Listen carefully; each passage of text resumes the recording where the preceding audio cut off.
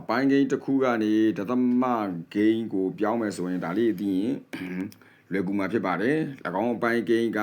ပိုင်းကြီး30 100 1000 1000လို့ရရင်လုံးမှာဖြစ်ပါတယ်ဥပမာဖြင့်5ပိုင်းတစ်ပိုင်း5ပိုင်းတစ်ပိုင်းဆိုရင်ကျွန်တော်တို့က5ပိုင်းတစ်ပိုင်းတန်ဖိုးတူအပိုင်းကိန်းက10ပိုင်း2ပိုင်းမှာတန်ဖိုးတူအပိုင်းကိန်းဘယ်လိုရတယ်ဆိုတဲ့ပုံမှာရှင်းပြခဲ့ပြီးဖြစ်ပါတယ်10ပိုင်း2ပိုင်းဖြစ်တဲ့အတွက်သူကို3.2ပါ4ပိုင်းတစ်ပိုင်းကိုပိုင်းကြီး100ပြောင်းလို့ရပါတယ်100ပိုင်း25ပိုင်းမှာ100ပိုင်း25ပိုင်းကိုဒသမကိန်းအနေနဲ့ပြောင်းမယ်3.5ဆိုရင်လွယ်ကူမှာဖြစ်ပါတယ်10ပိုင်းတစ်ပိုင်းက1000ပိုင်း125ပိုင်းမှာ1000ပိုင်း125ပိုင်းကိုဒသမကိန်းအနေနဲ့ပြောမယ်ဆိုရင်3.1.5ပါဘာတူပဲ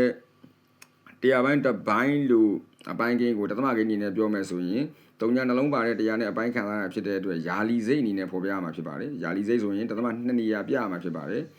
နဲ့ဒသမ2နေရာဖြစ်တဲ့အတွက်3ညတစ်လုံးစားထုတ်လိုက်တာပါ3.3.1ပါ10ပိုင်းတစ်ပိုင်းက3.1လို့ရေးလို့မရပါဘူးလာတူပဲ1000ပိုင်း42ပိုင်းမှာလည်းလာတူပါပဲ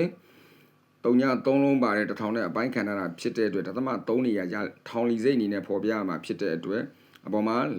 42ဆိုပြီးနှလုံးနဲ့ပါတယ်ဖြစ်တဲ့အတွက်3ညတစ်လုံးအစားထိုးလိုက်တာဖြစ်ပါတယ်ဒသမနောက်ကဟာကို3.4နှစ်လို့ခေါ်ပါတယ်ပိုင်းဝေကိုပိုင်းခြေနဲ့နောက်တနည်းကတော့ပိုင်းဝေကိုပိုင်းခြေနဲ့စားရမှာဖြစ်ပါတယ်ပိုင်းဝေကိုပိုင်းခြေနဲ့စားတဲ့အခါမှာဥပမာအဖြစ်ဆာလကအပြေကိန်းမှာတွားရေးရမှာဖြစ်ပါတယ်အကျွင်းကပိုင်းဝေမှာတွားရေးရမှာဖြစ်ပါတယ်စားကိန်းကပိုင်းခြေပါပဲဥပမာအဖြစ်ပြောချင်တာဘာကိုပြောချင်တာလဲဆိုရင်4ပိုင်း73ပိုင်းဆိုရင်73ကို4နဲ့စားရမှာပိုင်းဝေ73ကိုပိုင်းခြေ4နဲ့စားရမှာဖြစ်ပါတယ်ဒါဆိုရင်ရလာမယ့်ဆာလ3ကြီးကိုအပြေကိန်းနေရာမှာတွားရေးမှာဖြစ်ပါတယ်အကျွင်းတစ်ကတော့ပိုင်းဝေမှာဖြစ်ပါတယ်စားကိန်း400ပိုင်းခြေပါပဲဒါကြောင့်မို့လို့4ပိုင်း73ပိုင်းကို